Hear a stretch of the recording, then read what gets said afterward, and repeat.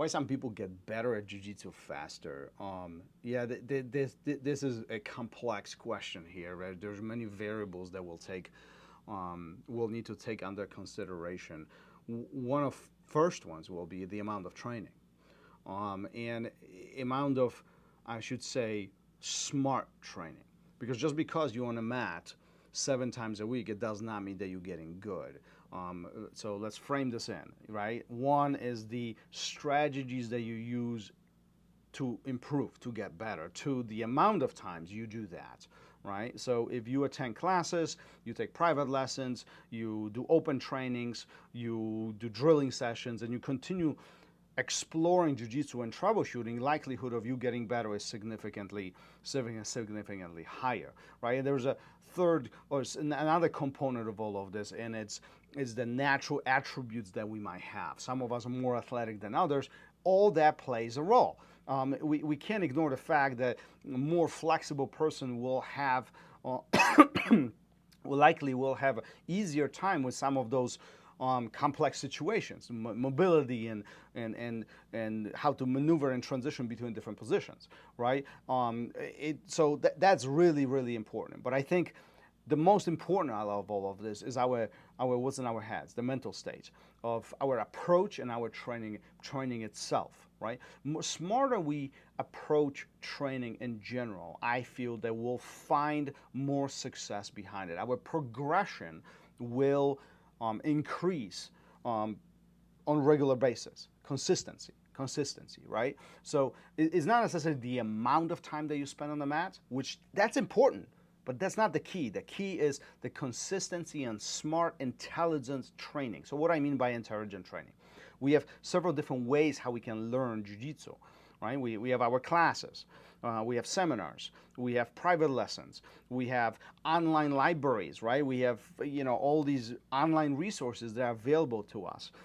Then we have open trainings, then we have drilling sessions. I think I'm covering most of them, if not all of them at this point, but at this point we are at 7 or 8 different ways of training jiu-jitsu, right? So more advantage we take of these different opportunities, we are raising our success rate. Now, the important part is that we are smart about this, right? So if we come to 7 open sessions and all we do is brainless rolling, we are not going to explore new opportunities because we are constantly in attack or defend mode. So there is a benefit, unquestionable benefit behind continuous drilling, repetition drilling, exploration drilling, and troubleshooting of situations, which allows us to explore new techniques, new transition, new opportunities. Now, open trainings are important too, because that's our midterm. This is when we can test things out, we can flow,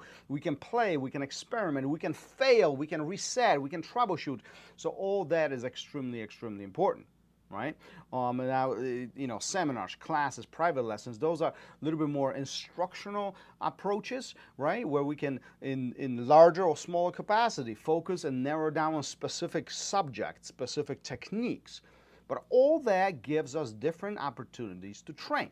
And then on top of all this, we have the online resources, which, it's kind of read-only mode, if you will. We can watch the videos, we can try to replicate them, we can stimulate our mind thinking about these techniques and troubleshoot it, as it's being cataloged and unfolded in our heads.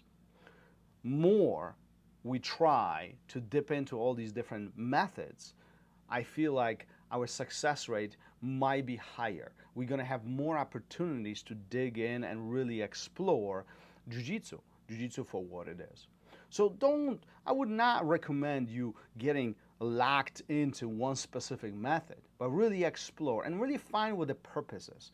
If you're trying to troubleshoot something, maybe drilling session would be a good opportunity, or perhaps private lesson, which will give you a little bit more answers to what you're seeking. However, if you have been working on something very specific and you're trying to test it out, see how it works against your partners, well, open training might be a perfect platform for you to figure that out and embrace the conditioning, get your the physical attributes going, and really get the jiu-jitsu from a physical perspective, push it in that direction. So the main point here, to wrapping this up, that it's important to keep our minds open as far as our training is concerned. That's why a lot of people, or some people, I should say, progress faster than others. Some of us have more opportunities to train than others. Consistency is the key. That's the most important part. We don't want to have hills and valleys as far as our progression is concerned. Is 1% improvement every single day will get us further across a year or two or three than if we spike and take a break, spike and take a break, spike and take a break. That is not the optimal recipe for success.